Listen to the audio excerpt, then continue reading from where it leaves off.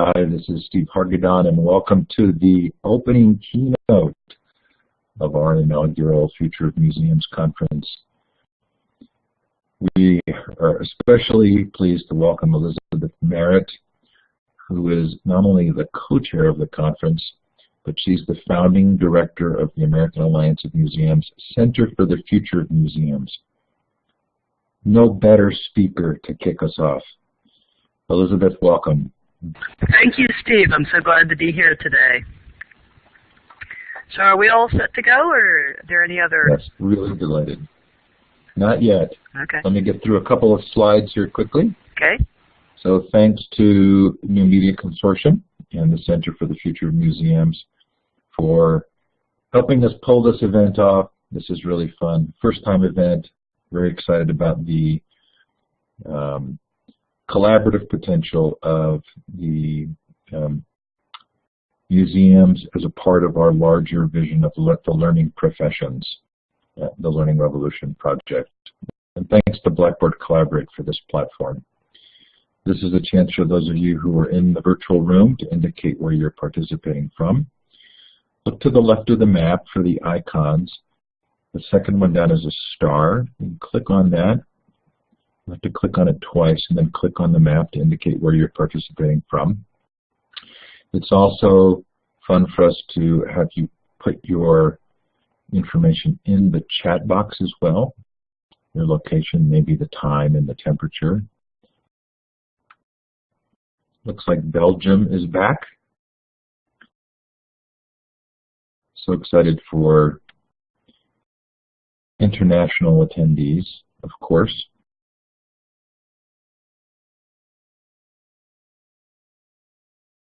Peggy's looking for Alaska, or she's reading Looking for Alaska?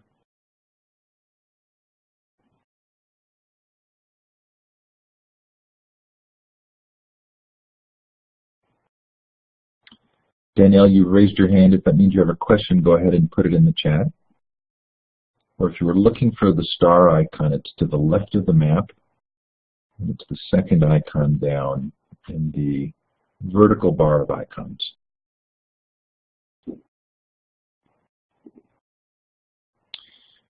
I'm going to move us forward from the map, but please feel free to keep posting your location in the chat. Elizabeth, I'll turn the time over to you, and when you need me, I'll be ready. Okay, great. Thank you so much, Steve. I'm really happy to be here today. I'm particularly pleased to be cooperating with Steve on this conference because the future of education is one of the main focuses both of the Center for the Future of Museums right now and for the Alliance of Museums. Since we're seeing a lot of forecasting that suggests that the future of the educational system in the U.S. is going to be very different than it was in the last century. And we're seeing a lot of hints that museums could play a far deeper and more central role in the educational system of the 21st century. So it becomes a fertile area for exploration. Now, my role today is going to be to set the stage for the great keynotes and sessions you'll be hearing throughout the day, but starting by providing some context for thinking about the future. So I'm going to start us out in a Museum of the Future. This is a picture I found that the Science Museum of London posted back in 2009 on the occasion of their centennial when they put forth their vision for the future museum that was going to open in 2015. I love centennials because when people are celebrating 100 years of history, they usually are thinking quite deeply about what they think they're going to be in the next 100 years. So this is our background for our exploration of the future today. And the first thing that I want to start us out with thinking about is the nature of future studies and of forecasting. Now, for those of you who haven't heard me speak before, I'll start out with my traditional first line, which is tremendously important, which is that future studies is not about predicting the future, which may seem counterintuitive. So I've put up here my favorite diagram of future studies, which is the cone of plausibility, illustrating the fact that what we're looking for is not one point in the future that we think is going to happen, but a whole area within which we think there are plausible futures. Our job as futurists, when we bring this to our work, is to think about all the ways that the future might be different than the present so that we don't get locked into one vision and then find that we actually were aiming in the wrong direction and the plans that we formed didn't take us to the right place in time. And I'm going to illustrate that with a couple of examples. So back in 1990, I was a real fan of Star Trek. And yes, you can say in chat if you were a fan of Star Trek and which was your favorite part of the series. Mine was Deep Space Nine. And in Deep Space Nine, they had one plot where Odo was accused of murder. And it turns out that, in fact, someone did die, but it was a clone. It was a clone. It was not the original person. And they had this little vision of how you would grow a cloned human being in the future of Star Trek. Well, that might have seemed at that point, back in 1990, as being entirely outside the cone of plausibility. It was science fiction. But here we are in 2014, and what do I read in the news? Someone has actually created a 3D printed human ear using cartilage cells as the base. And people are, in fact, starting to experiment with printing with working functional cells from things like livers. So if you project this trend of actually being able to manipulate human cells to create functioning organs, you can imagine a time in 2035 when maybe, in fact, we could print a functional 3D printed human heart that could be used for transplant, which of course would have the phenomenal advantage that you wouldn't have to take anti-rejection drugs. So there's an example, looking at how things have been changing over the past couple of decades, things that are happening now, and projecting forward to see what that might look like in the future. What sort of future could be created by a trend shaping the future landscape? In museum studies, we're looking at a broad range of areas for these trends and signals. We're looking at the social and cultural landscape. We're looking at technology, of course. We're looking at the environment. We're looking at the economy. We're looking at politics and policy, and all of those things interweave to influence each other. Some of the ways that I look for information and share information when I'm trying to discern these trends are, for example, what the future might look like. Imagery is tremendously important, so I'm always scanning my news feeds to look for pictures of how people have seen things that might signal a potential future. And I pin those, by the way, to the Pinterest boards that CFM keeps. And I think Steve could drop in a link to CFM Pinterest boards. So those are little glimpses of what the future might look like. The other thing I do is I read a lot of stories related to these trends, and I'll often drop a quick link to a story into Twitter. So that's a great place to keep an eye on what I'm reading. And then I start trying to interpret what I'm seeing. So this is where you'll see essays on the CFM blog where I start to say, so what? What does it mean when I see these images? What do these stories all add up to? And then the big annual roll-up of the so what, which is Trends Watch. So we're taking a look at a year's worth of news and saying, what are the patterns we saw? What are the trends that really seem to be accelerating the past year? How is that changing the world? What are museums doing to respond, and what might they think about doing in the future? Personally, I'd love it if you shared in the chat window whether you use any of these resources and how, because I'm continually looking for feedback about how to share what I'm seeing and how to help make sense of it for the field. So today we're going to be looking at how trends are shaping potential futures for museums. And we are focusing on technological trends. And the four that we've picked out from the Horizon report are location-based services, crowdsourcing, bring your own device, and makerspaces. But I'm going to tell you a little secret. It's never really about the technology. These things seem very shiny and attractive and easy to see because they're new, because there's something you can buy and put in your pocket. But in fact, any technology is really just enabling and amplifying social and cultural trends that are showing the way people want to behave. So technology, for technology's sake, never takes off. It becomes a trending item because it fills a deep human need. And in fact, that need may be filled in non-technological ways, which is one of the things I'm going to explore in the talk today. But just quickly, let's take a look at those 4 trends, since that's going to be the focus of the agenda for the rest of the day. The first is location-based technology, location-aware technology. So the fact that there are so many different ways today that you can know where you are, for example, the little GPS unit in your cell phone, and in fact, other applications can know you are there. So you can link locations and data with contextual information. So that picture that you're seeing now is the Stedelijk Museum in Amsterdam. They were closed for a while. The museum was closed for renovation. But by creating an art tours project using the AR browser Layar, what they could do is project their content out into the city so that as people were moving around the city, they could use an augmented reality app on their phone to pull in historic photographs, for example, from the museum's collection, and layer that over what they were seeing in the real world. So that's a great example of how location-aware technology enabled a museum to get outside its walls and deliver museum content in a contextually appropriate way. And that's something we're seeing a lot of. Another trend that we're seeing is crowdsourcing. Public work, volunteer work, public input. 2 of the projects that I've mentioned in the past year are this fabulous example from the Smithsonian. They had an ichthyology team out in Guyana collecting fish, and they were fabulously successful. They collected 5,000 fish. They were so unexpectedly successful they had no idea how they were going to identify the fish to fill out the paperwork you need to do to get the fish into the U.S. So somebody had the brilliant idea of simply sitting there with a cell phone and taking a picture of each specimen and uploading it to the web and saying to volunteer ichthyologists around the world, help us identify these fish. What the heck is this? Which got them identified quickly enough, at least to the level that they could fill out the import paperwork. Somewhat less specialized and geeky, you have projects like the University of Alabama Library's Tag It project, where anybody can log on and start trying to put appropriate identifying tags on digital materials to make it possible for other people to find it easily. Now in this case, those first 2 trends, notice, it's not just about the technology.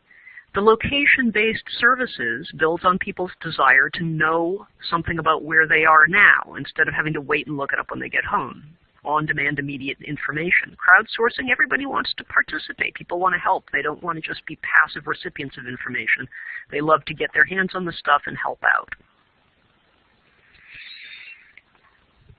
Which leads us to makerspaces, the ultimate hands-on experience. This is the New York Hall of Science. We spent quite an amount of time yesterday talking about makerspaces. And this is building on, again, that same trend of people wanting to participate, wanting to do instead of just view, and also a trend in education that finds that immersive participatory self-directed learning is in many ways more effective as a way of getting across concepts. So makerspaces are a way of filling people's desire to get their hands on and craft, part of the whole my culture that's building up of wanting to do things and make things, sometimes for sale, which led to the rise of Etsy, which is the home of thousands of people creating both tech and low-tech, like knitted and crocheted objects. And a proliferation of spaces where people can go in public shared spaces, whether in museums or otherwise, to get their hands on cool equipment and confab with like-minded people and trade skills. Another trend that we're going to look at throughout the day is the trend of bringing your own device. So it used to be that museums had to create all of their own platforms delivering information, notably the exhibit label. And as we moved into digital ways of delivering information, we still sometimes presumed that we had to provide the device. So originally we had like audio guides. You came and checked them out and rented them when you got to the museum. There wasn't a presumption people would bring something they could use for you to stream the information to. Now people are walking in with Android phones, iPhones, iPads. This exemplifies, first of all, people's desire for control over their own personal technology, and also, frankly, their control over the museum experience. What you're seeing right now is a little illustration of a DIY augmented reality art invasion at MoMA, which was part of the Conflux Festival. Now, the notable thing about this little augmented reality intervention, so you had an app and you could look at art that wasn't actually in the gallery, but if you entered the gallery, you'd get a feed of what they were projecting into the gallery, is it wasn't sanctioned by the museum. So a couple of artists went out and designed this and said they were doing it, but it was without asking the permission of MoMA. So you not only are losing control over what device people want to use, but to a large extent this is then fueling a trend in which museums don't have control over the content either. So very disruptive trends shaping the future of education, of museums. Okay, let's take a look now. We're going to take, as promised, a brief visit to the future. It's going to be 2030, and we're going to pay a visit to 3 potential future museums that I invented, I admit that, but I'm starting with the premise that every plausible future has a toehold in the present. So as we go through this visit, I'm going to be citing real examples from the current news, things that I've helped report on in the last couple of years, to lay the groundwork for why I'm saying this is a plausible potential future, why it exists within that cone of plausibility. So the first museum we're going to visit is the Quantified Museum. And the Quantified Museum is building on what is being called right now the quantified self movement, which is beginning to gain steam. The phrase was coined, I believe, by Gary Wolfe, who gave a really popular TED Talk a couple of years ago. He's an editor of Wired. And it's a movement that incorporates technology into the service of self-improvement by obsessive monitoring of inputs like food and states of mind like mood and performance like exercise and sleep. Some people call it life logging. This is my little jawbone up band, just to show that I'm part of the quantified self movement. So this is made possible by the rise of 2 things: cheap, powerful internet-connected devices, so like my phone, which has more computing power, by the way, than the computer that powered the Apollo spacecraft. Wearable tech like my little biomonitoring band. Oh, by the way, if you're wearing one, just put a little note in chat and say, yeah, I'm wearing a little biomonitoring band. If it's Jawbone Up or Fitbit, let's see how many people out there are plugged into the quantified self movement. So these personal devices are part of a larger environment that's been dubbed the Internet of Things. So it's the massive amount of interconnected web-based data that includes things like stores doing GPS tracking of cell phone signals, or things like the Jawbone tracking device. It includes the fact that people are now creating ways to track where people are and how they move through public spaces. So for example, this is an illustration of the Disney Magic Band. And this is what Disney is phasing into its theme parks to replace physical ticketing, or at least to supplement it. Because with a Magic Band, people can not only get in, prepay, and indicate what it is they want to do, but they can receive personalized information through their phone about the best times to do those things, because they might get a message saying, for example, this ride you wanted to ride on, the line's really short, so now would be the time for you to go there. It can also provide creepy personalizations depending on how much information you want to share. So for example, if you've put in your profile and your birthday and age and who you're coming with, you might find that Minnie walks up to you and leans down to your 6-year-old and says, "Hi Emma, I know it's your birthday and I'm your favorite character." Yes, so the creepy excesses of the Internet of Things. We have stores tracking our progress through the store because they can pick up our cell phone signal, and therefore they know where we are and where we're going. They can even use eye tracking and facial recognition to know what we're looking at in the store and to profile us to some extent. Am I young, female, older, male? And they can tailor the store environment to the data they're getting. So for example, control the sales force, who they have out on the floor, what kind of music they're playing. They can even begin to detect mood. So facial recognition is getting good enough that you can tell whether people are generally happy or unhappy. Create real-time feedback. So all of this massive amount of information feeds into what's being called big data. Big data. It's called big because by 2012, people were creating 2.8 zettabytes of information a year. And this is projected to double by 2015. So a zettabyte, just for context, is 2 to the 70th power bytes. Jasper had a great slide in his keynote yesterday graphically illustrating the fact that 90% of all the data in the world has been generated in the last 2 years. 90% of the capturable data, anyway. The other thing fueling this trend is the fact that increasingly we have the analytic power to make sense of all this data. So in 2011, IBM Watson caught our attention by beating the human champions, Ken Jennings and Brad Rutter, at Jeopardy! And this was just a prologue to the real work of this artificial cognitive computing system that was created by IBM. Watson's ability is to be able to understand questions posed in natural language, mine huge data sets on the web, and learn from interacting with that data.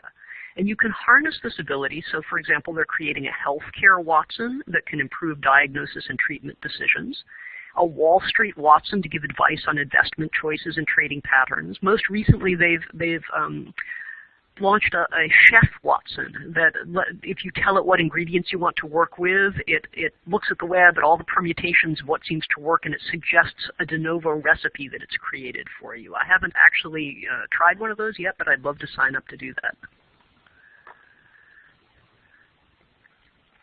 This is being harnessed in real-world ways, for example, for predictive policing. So predictive policing, looking at crime patterns, looking at demographics, even things like weather. Are people going to be cranky because it's hot? Are there going to be a lot of people in a certain area because of a festival? And telling the police, maybe you want to put more people on the ground here because there's a high probability that crime will occur. So it's sort of like Minority Report come to life. All of these trends are also coming to a head when we see a rising desire on the part of donors, particularly the 40-somethings who were millennials back in 2012, to want proof of impact of their giving. So we're living in 2030 now. Remember, we've launched into the future, and our major donor base are people who grew up in an era in which they knew they could get proof of their giving, because there are metrics that can be collected and delivered about what resulted from any kind of work. They expect nonprofits to say, because you gave me this money, I can give you this metric of how I changed the world with your support. And people are talking about high-impact philanthropy. They're tailoring their dollars to where they can get a real result. So this quantified museum we're visiting in 2030 is being shaped by all of these trends. Now, one of the cool things that's happened now in 2030 is we've gotten over this disadvantage that museums had back in the ancient 2010s. We've gotten over the barrier to collecting really good data on our performance that used to hold us back. It used to be that the only way you could really measure the kinds of impact we'd like to be able to measure for museums, how their life is better because of the arts, their health, their happiness, their life status, was the sole provenance of longitudinal research studies like the old Nurses' Health Study or the Framingham Health Study at the end of the 20th century that enrolled thousands of people in decades-long studies to track the effects of diet and exercise and personal habits like smoking and health.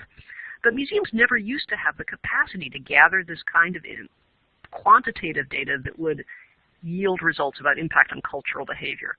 Now, courtesy of the intersection of the Internet of Things, big data, and the quantified self movement, we do. So when you enter the quantified museum, you actually receive an electronic internet-connected wristband instead of a ticket. It's like the Disney Magic bands. And by 2030, the modern version of these bands track biometric data like pulse and galvanic skid response, and if coupled with data gathered from the museum's ubiquitous video feeds analyzed by facial recognition and emotion analysis software, we not only know where in the museum a visitor is, but how long they spend there and what they look at and how they respond. So a primitive precursor of this can be seen as far back as 2013, when the Dallas Museum of Art implemented its DIA Friends membership system, in which you traded a free membership in return for personal data.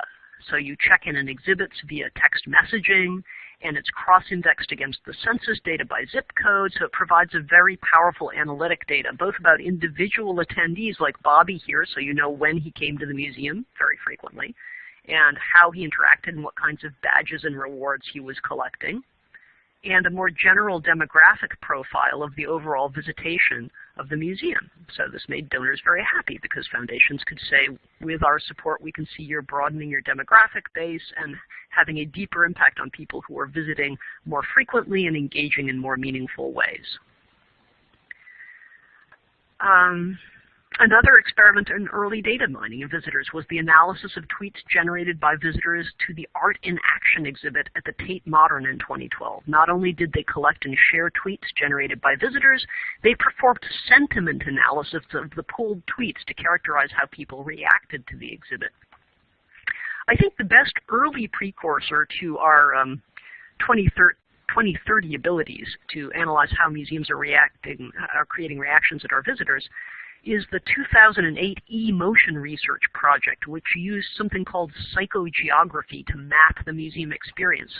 So they equipped visitors. You can see here it was a very primitive version of our current attendance bands. They had sensor gloves that measured heart rates and electrical resistance of the skin, and combined with indoor GPS, it mapped visitors' physical reactions to the art they're visiting. This is one of the early toeholds I'm talking about. This is a real project. The eMotion project really took place in 2008, and I'm projecting that by 2030, when you combine it with advances in technology about monitoring, facial recognition, quantified data collection devices, we'll be able to, in a more sophisticated and seamless way, collect data about how people are interacting with our museum.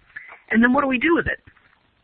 Well, so in 2030, the Qualified Museum is the first museum in the U.S. to collect all of these data streams from visitors and integrate them with other data from out in the world, health, education, and life activities. And they generate a big data picture of how interacting with the arts in general, and this museum in particular, impact people over time. So here's a conceptual drawing of a similar project taking place right now to integrate big data to quantify health gains. So what makes this future likely or unlikely? Well, some of the things that make it likely are the documented evidence of the experiments that I've named today. You can see retail experimenting with very sophisticated data collection, including facial recognition monitoring, emotion detection. You can see little museum projects beginning to bring that into our realm as well, saying, can we track where people are in the museum? Can we give them voluntary ways to tell us what they're doing and how they're feeling about it? I think the biggest barrier to this future is going to be concerns over privacy, because just as I said that the Disney Magic Band can get kind of creepy, people are obviously very concerned right now about how much information they're putting out there, how they're sharing it, and how people are using it. I think it's somewhat more likely that they'll have fewer concerns about privacy with trusted public institutions like museums, but we have to see how this plays out in the next few years. And of course, it's tremendously influenced by anything that goes wrong in other realms. When the government has data leaks, when a store is caught doing something nefarious with data, then everybody's concern is heightened, and it reduces the ability of even well-meaning players in the nonprofit realm to take advantage of these trends. Okay, so that was our little visit to the Quantified Museum in 2030. Okay, next visit. Go down the street to the next museum, which some of you may be relieved to find is the Disconnected Museum, a place of respite and retreat. So the second museum evolves in response to our hyper-connected, intrusive world. In 2030, we're living in a world saturated with online devices, and increasingly we not only feel chained to these devices, we're beginning to feel that they're part of a network of surveillance that gives us no privacy. So this is the museum that I created, with a presumption that maybe those privacy concerns and a fatigue with digital connectedness actually could create a pushback against the fully integrated digital museum. So it's a completely offline, no-tech, highly personalized, multisensory museum. But remember I said, technology trends are never just about technology. So even this disconnected offline museum has been shaped by cultural expectations that were in turn shaped by the technologies in the outside world. So all of these things that shaped the Quantified Museum still have changed the cultural consciousness and expectations of cultural consumers. And they'll bring those expectations to the Disconnected Museum as well. So how is it going to fill those expectations in an offline, analog way? First of all, let's just point out that to try and disconnect people from this digital world, the museum itself is buffered from the surrounding city by a thick wall of greenery. And to set the stage, they make sure that they're not near any of the ubiquitous surveillance cameras in the area. You know that nobody's going to see you going in. And what they do when you arrive at the parking lot is they provide you with a very low-tech, fun, personalized way of making it the rest of the way to the museum so that the cars aren't actually driving up to the front. Does this actually happen? Actually, this is a picture of the happening couch at the Santa Cruz Museum of Art. I have seen several other museums experimenting with whimsical conveyances. Of course, if we also have the obesity trend taking place in the U.S., it may be harder and harder to have these be human-powered devices, but okay. So you get into the museum, and you find yourself in a no Wi-Fi zone. No Wi-Fi zones became a thing almost as soon as Wi-Fi became a thing. This is a picture of an experiment that really happened back in, I think this was 2012, when KitKat ran a promotion campaign. This is in Amsterdam, where so many cool things seem to happen. And what they did is they went and they found areas where there were natural gaps in Wi-Fi coverage. And they just put up a sign and said, free no Wi-Fi zone, so that people knew when they sat down there they could talk to people and not worry about them just staring at their phone and their email. So this already, back in 2012, was feeding people's desire to have more personal offline experiences where they could focus on human interaction. Now, we are actually building on a trend to enforce this by creating intentional no Wi-Fi zones. So the museum is in a giant Faraday cage. It doesn't let any Wi-Fi signals in.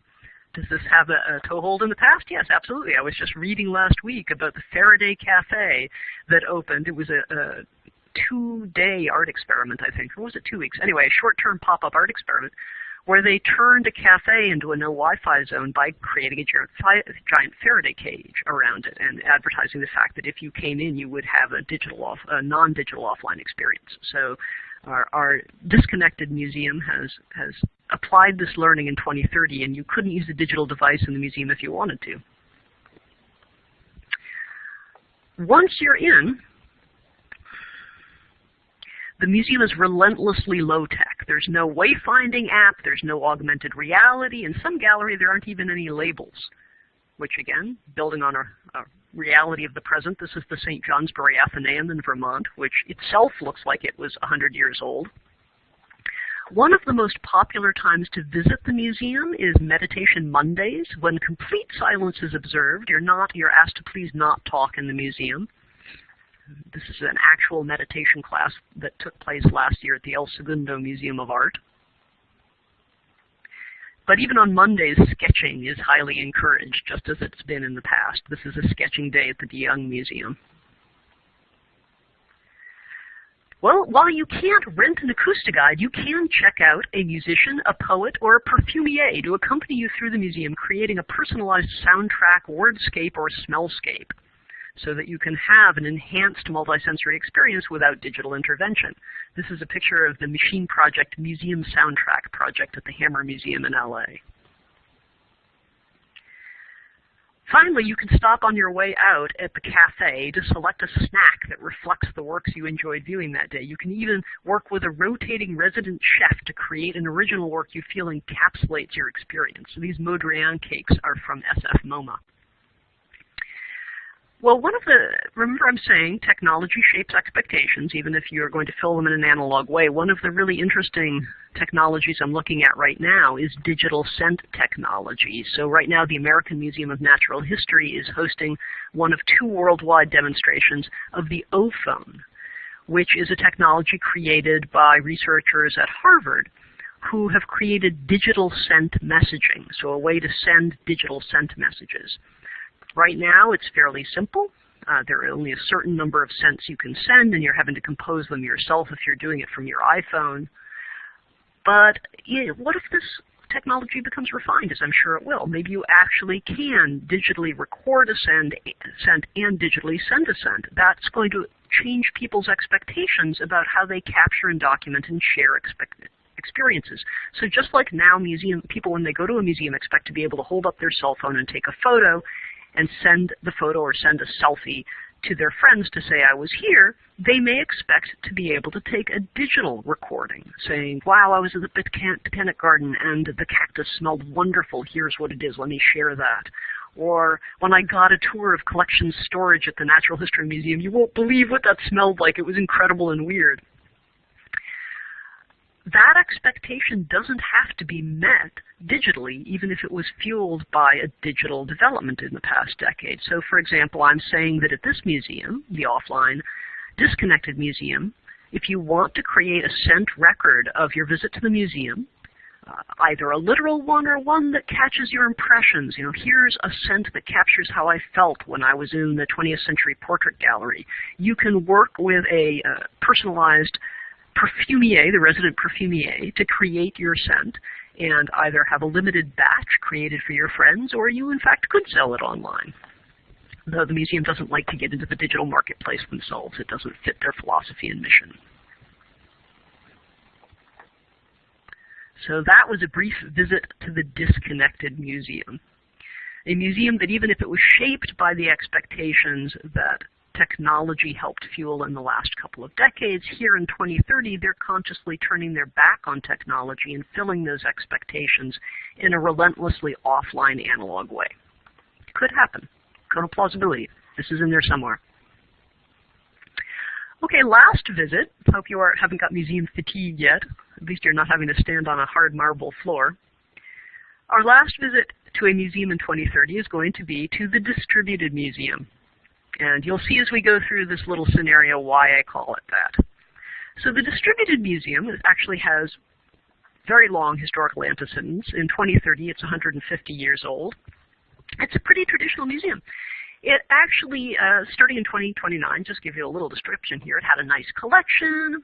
The whole museum was devoted to just exhibit galleries, storage, and conservation. They had a second building that you can't see in this photo behind the main building that's devoted to educational collections, the IT department, and servers.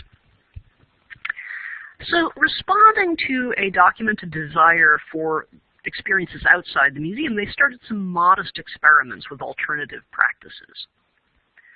So they created reproductions of some of their more popular works and staged them out in the community. This is an example of this actually happening with the Detroit Institute of Arts, which has their Inside Out program, putting art out in communities outside Detroit. This one's on Mackinac Island.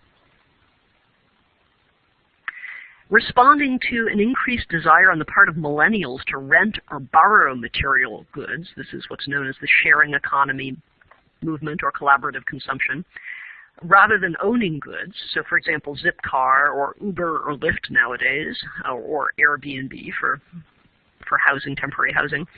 The museum created a collection of paintings that they lent out on a regular basis. This started out just being local, but then they noticed the success of Zappos no-cost shipping and next-day delivery. Who loves Zappos shoe service? Yes, yay, it's fabulous.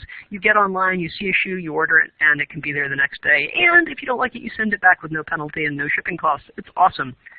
So they thought, well, why don't we start doing that? Why don't we go national with our loan program? So they actually went to Tony Hsu, the founder of Zappos, and asked for advice and a partnership.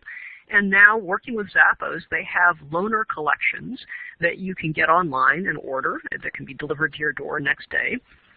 They have recommendations, painting of the month you might like based on your profile of use and what you've liked in the past.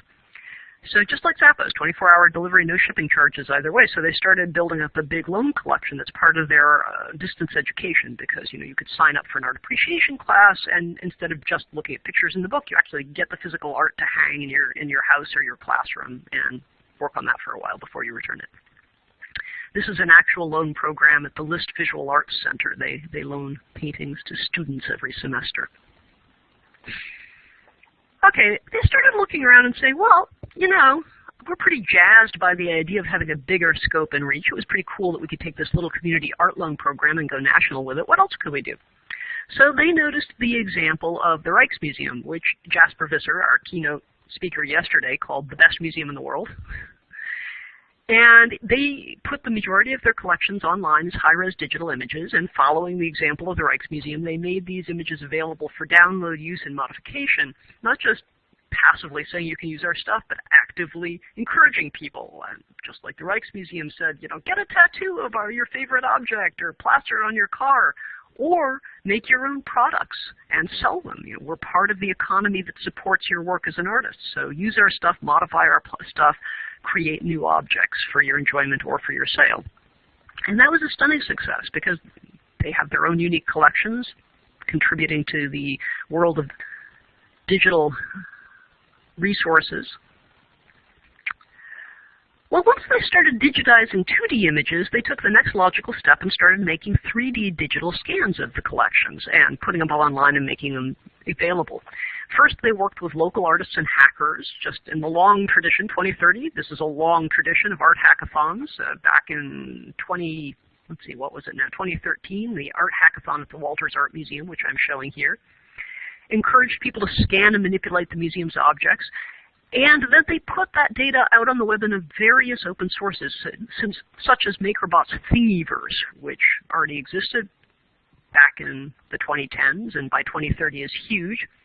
MakerBot Academy was founded in 2013 by Bree Pettis, who also was the founder of MakerBot.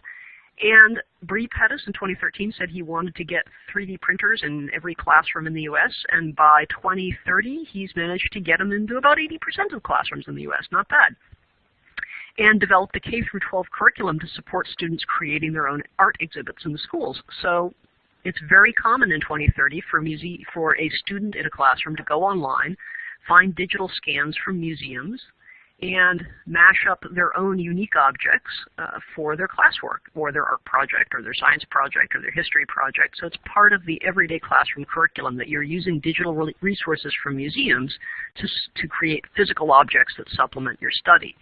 And our distributed museum has become a major player in this. They're a huge source of digital scans used in the classroom. So at this point, the distributed museum staff sat down and did analysis with the board of what they were doing well, what they weren't doing so well, what were opportunities for them to really increase their scope and reach. And they decided to aggressively push their content out into the world and to own their topic, not just to be about art, but to be the go-to place on the web about art and arts education. They were inspired by the acclaimed Walker Arts Center website and shift in philosophy that took place back in 2013. So about not saying, this is us, come learn about the museum, but saying, we are your guide to the world of art. Come to us when you want to learn. We're a portal.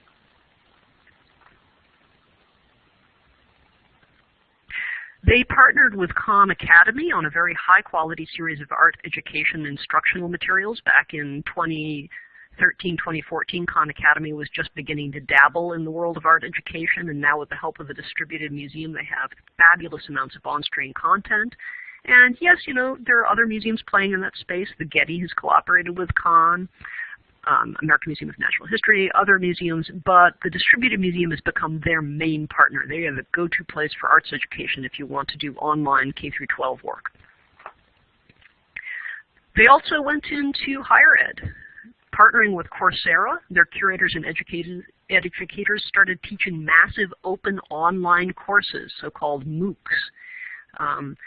Again, back in 2013, 2014, museums were just starting to experiment with this, though even very early on it was clear that this could be a big success. The MoMA teacher training MOOC on Coursera originally could only teach a couple hundred people per year when it was a physical face-to-face course. The first year they launched it, 2013, they had 17,000 people registered for the course. You're seeing an illustration right here of filming being done for the Harvard Tangible Things MOOC, much of which is filmed at or using objects from the Harvard museums. And again, that just launched, but it's turning out to be very successful with high registration. The Distributed Museum went into massive open online courses in a big way, and they are one of the major providers of college and graduate level courses in art education, supplemented by partnerships with museums around the country who host face-to-face discussions. Then they went really big. They said, let's just pretend anything's possible and see what we could do.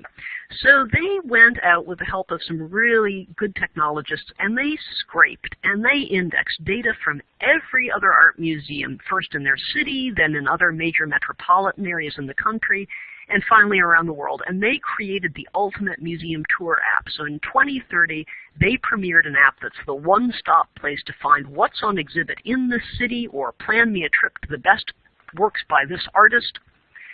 And this actual app, which I found on the web, just locates museums in Flanders.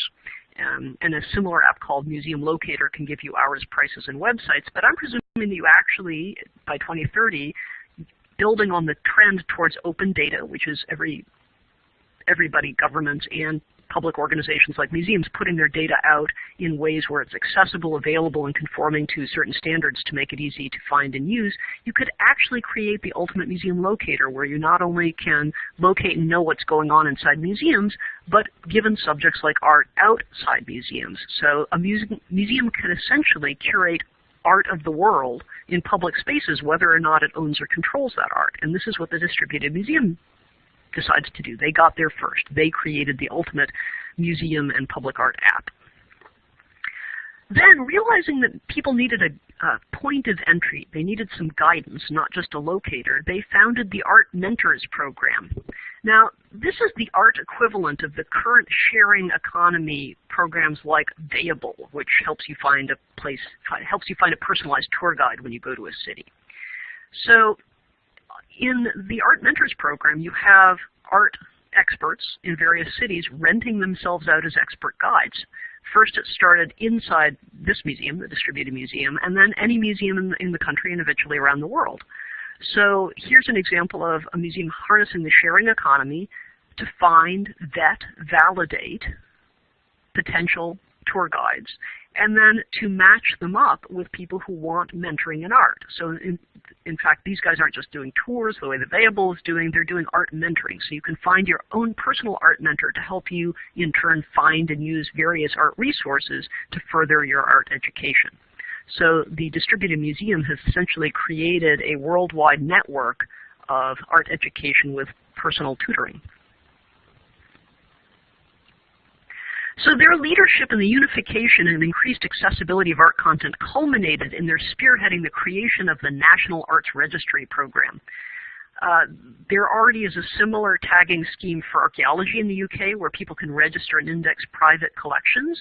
The National Art Registry program, founded by the Distributed Museum, encourages people around the US to essentially register their privately owned art and put the data out there in a publicly accessible way, and in return for a tax break, just the way you can get a tax break for giving up easements on historic properties, by registering your art and making it available for certain periods of time for public view or available to scholars, and making the data publicly available in a searchable way, and being registered in a conservation scheme that periodically monitors its condition and gives you training on how to maintain it. So essentially, they've helped to create a national collection, which is partly in private hands, but the data of which is publicly available and which is collectively cared for in the public interest. So they have moved beyond collecting and curating in just the museum storerooms to helping essentially collect and curate nationally in private houses all over the country. Okay, so now we've come to the big, big event of 2030 that happened to the museum. They burned down. You remember that nice building I showed you, the main building that had all the exhibits? Totally blitzed. And they got together and they cried and they wept. Luckily, nobody was hurt. And they got together and they said, what are we going to do? And you know what they decided? They decided they didn't need the building. They decided there was no reason to rebuild the physical building or try and recreate the physical collections, because with the art that they had in the loan collection, which was unhurt, and with the digital resources that they already had available, and with all of the frameworks they had built for collecting, documenting, and sharing art that they didn't own or house in this building anyway, they were already doing great work. They were having a worldwide reach. They were having phenomenal impact, and that it was no longer necessary for them to have the physical museum at the heart of all that. So they were completely online, except for the towny, say, art loan program, which had the physical art and their reproductions. Whew. So that's our third museum, which by 2031 you couldn't actually visit physically, but you can still see online. That was our little tour. Now, I want to emphasize these three scenarios that I just told you about are not mutually exclusive alternatives. All of these kinds of museums may well exist in the future, if not to these extremes, at least as museums that look a good deal like one or the other or something else entirely. I'm hoping that what this will do is inspire your own imagination to think about how museums may evolve in the future and the many forms they may take, based on the trends you see at work today in your work, in your reading, and in what you hear today in the rest of our talks. And then when you're going back to your institution and doing your planning and choices about what you're going to focus on, consciously think about how those choices will build the museum you want to create in the future that you think is plausible. Now we have a few minutes left, and what I'm going to do is put my chat window front and center. I haven't been reading it in detail so I could focus on talking. And I just want to kick off some discussion here with the question, which of these three museums would you rather work in? And do you have questions or concerns about any of those three potential futures that I just painted a picture of? So I know I can read your chat in the chat window, and I believe that you can also, Steve, enable your audio if you want to speak up. So let's go to some discussion. So if you'd like to use your microphone to respond to Elizabeth, you can raise your virtual hand. It's the third icon over in the participant window, and we'll give you the microphone. To put your note in the chat, just type in the chat, the empty box at the bottom of the chat window. You can also drag that chat window out or use the menu at the top of the chat window to detach it, and you can resize it. It makes it a little bit easier to read, and the chat doesn't fly by so much. Elizabeth, I really love those three models, and I think you obviously see them, of course. And I personally love the disconnected, almost like going to a restaurant where a chef who makes a different meal every night, and you recognize you're not at the big chain restaurant that's managing all of the data, but it's somebody who passionately cares. Really passionately cares about their work and really pays attention to you one-on-one as a customer. I think one aspect of the disconnected museum that I love that I didn't talk about was the fact that it's a highly personalized experience. So you're not getting a one-size-fit-all visit. You're getting and choosing the musician you want to work with or the perfumier that you want to work with. So it is both something that you shape by the choices you make, and it's something where they help you create an experience very unique to you. So are you seeing Desi's question there? The idea to have art collectors contribute their objects? Oh, yeah, that's one I dreamt up. It doesn't actually exist now. So I think it's great, though. I'd love to figure out a way to actually promote it as a policy. That's one I made up.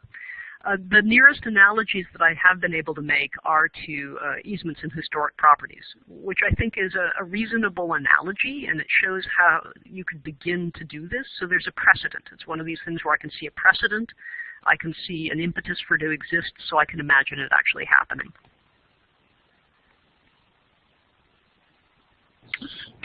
And I'm just reading some of the commentary. Notice that I'm not projecting that there's a complete disappearance of physical collections. I'm just saying that the museum might not need to own and house them.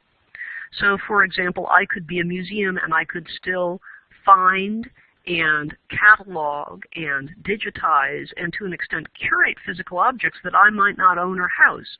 And I might give people access to those either by creating exhibits in spaces that I borrow around the world. It doesn't have to be one that I permanently own and take care of.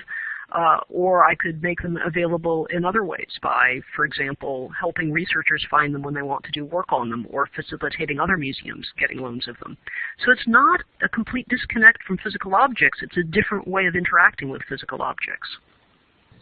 Elizabeth, for the quantified museum, do you think there's the same sense that it ended up coming out of the total quality movement, that the more you push data down to the user and teach them how to use it, the more that they can create their own experiences?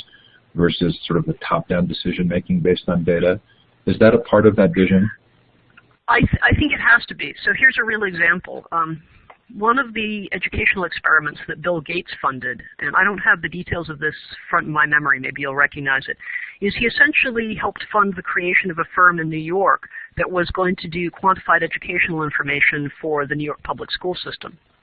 And so they were going to quantify the student performance by collecting obsessive amounts of information about the kids and what they were doing and what they were learning and their test results and their homework, which totally is intellectually a sound idea, but it foundered on politics and resistance to social change because they forgot to include the parents in the early planning of this. And when the parents found out the details of the scheme, they freaked out. And they said, we think it's intrusive and inappropriate, the kinds of information that you're collecting, and we're not clear how you're going to use it and how it's going to benefit us. So in fact, the company closed down. They said, we can't do this. It's going to be impossible. That's illustrating a fact that people have documented, which is that people want to control the outcome and that you have to give people an immediate personal benefit for it to be in their interest to share data. So in fact, if you want to get the advantages of the emergent learning by having all this big data and say, wow, if we look at the bigger picture and the pattern of all these individual data points, we can see cool things, you have to make the individual user see some benefit from it. So I wear this because I want to know how well I'm sleeping and try and figure out how to sleep better, or to make sure I'm getting up and moving around enough during the day. But if Jawbone ever had a metadata study where they asked for my permission to say, if I strip out the personal identification, would you contribute to your data to a study of how people, working in offices can be healthier or sleep better, I'd say sure. I'm getting a personal benefit, so I want to collect it, but I understand what you're trying to do with the bigger data, so I'm willing to donate it. Yes, it was in Bloom. Thank you very much, Blair. That was the name of the company in New York that failed because the parents got ticked off. Well, and that doesn't even take it down to the student level, which is interesting, right? Even just to the parent level is one level. Then the actual student learning to be self-directed, learning to measure their own response to circumstances would sort of seem to me to be the ultimate goal. Yeah, I agree. And I think this is one reason Khan Academy is working, because the kinds of interfaces that they've created where students can track their progress through a lesson and get feedback both immediately benefits the student because they're finding students are more comfortable watching the videos instead of having somebody hover over them and say, ooh, do you understand that? So they have control over the speed at which they're learning and how they review it and feedback about how they did on that and can control going back and starting over. So there's an immediate personal feedback to the student that they benefit from. There's a benefit to the teacher who can monitor how everybody's doing, seeing where they're getting stuck, and then figure out what areas need more group or individual attention. And then, of course, I think we as a society could learn a tremendous about learning by seeing the metadata that comes out of Khan. So, Elizabeth, we'd like to give people a minute or two to shift gears to go from one session to the next and maybe even take a quick break. So I'm going to close this now. Thank you so much. I'm clapping. It used to be really easy to find the applause icon here, but it's a little bit more difficult. Hover over the smiley face and then go down to applause. That was terrific. I'm so excited that you are a part of this event and you've been our opening keynote. Thanks so much for the support. Well, thank you, and I look forward to the rest of the day's proceedings. Thanks, everybody. We're going to close now. I'll turn off the recording. We do need to have you leave the room for the recordings to process. They'll be up within a few minutes after each session finishes. The YouTube versions of the keynotes do take a day or two to get up. Really terrific. There are 3 sessions coming up. Please look in your agenda. There's Brian Bales, Barry Joseph, and Raymond Pun. And each of those are in separate rooms. Thanks, everybody. Hope you're having a good start to the day. Bye now.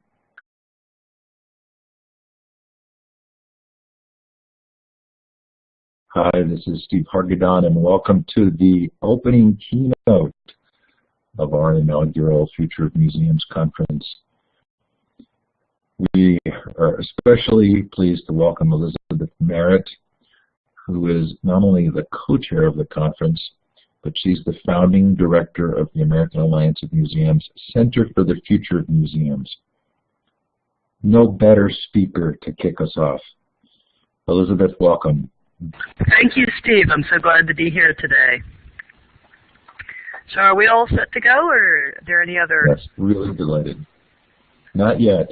Okay. Let me get through a couple of slides here quickly. Okay.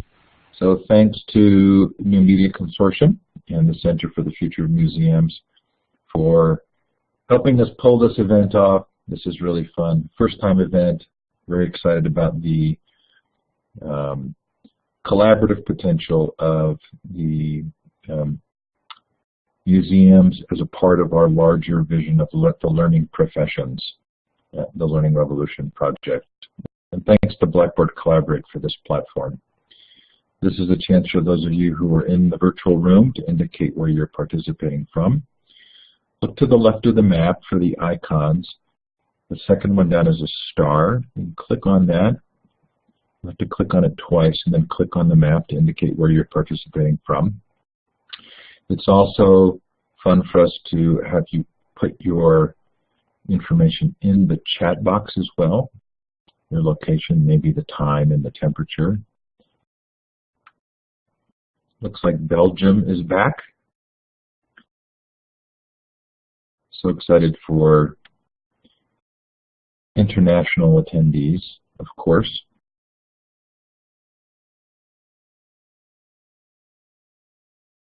Peggy's looking for Alaska, or she's reading Looking for Alaska?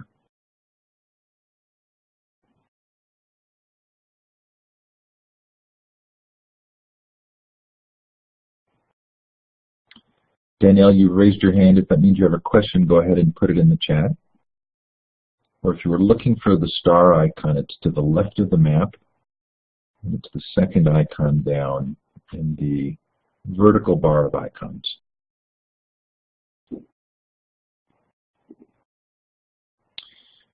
I'm going to move us forward from the map, but please feel free to keep posting your location in the chat. Elizabeth, I'll turn the time over to you, and when you need me, I'll be ready. Okay, great. Thank you so much, Steve. I'm really happy to be here today. I'm particularly pleased to be cooperating with Steve on this conference because the future of education is one of the main focuses both of the Center for the Future of Museums right now and for the Alliance of Museums. Since we're seeing a lot of forecasting that suggests that the future of the educational system in the U.S. is going to be very different than it was in the last century. And we're seeing a lot of hints that museums could play a far deeper and more central role in the educational system of the 21st century. So I've put up here my favorite diagram of future studies, which is the cone of plausibility, illustrating the fact that what we're looking for is not one point in the future that we think is going to happen, but a whole area within which we think there are plausible futures. Our job as futurists, when we bring this to our work, is to think about all the ways that the future might be different than the present so that we don't get locked into one vision and then find that we actually were aiming in the wrong direction and the plans that we formed didn't take us to the right place in time. And I'm going to illustrate that with a couple of examples. So back in 1990, I was a real fan of Star Trek. And yes, you can say in chat if you were a fan of Star Trek and which was your favorite part of the series. Mine was Deep Space Nine. And in Deep Space Nine, they had one plot where Odo was accused of murder. And it turns out that, in fact, someone did die, but it was a clone. It was a clone. It was not the original person. And they had this little vision of how you would grow a cloned human being in the future. It becomes a fertile area for exploration. Now, my role today is going to be to set the stage for the great keynotes and sessions you'll be hearing throughout the day, but starting by providing some context for thinking about the future. So I'm going to start us out in a Museum of the Future. This is a picture I found that the Science Museum of London posted back in 2009 on the occasion of their centennial when they put forth their vision for the future museum that was going to open in 2015. I love centennials because when people are celebrating 100 years of history, they usually are thinking quite deeply about what they think they're going to be in the next 100 years. So this is our background for our exploration of the future today. And the first thing that I want to start us out with thinking about is the nature of future studies and of forecasting. Now, for those of you who haven't heard me speak before, I'll start out with my traditional first line, which is tremendously important, which is that future studies is not about predicting the future, which may seem counterintuitive.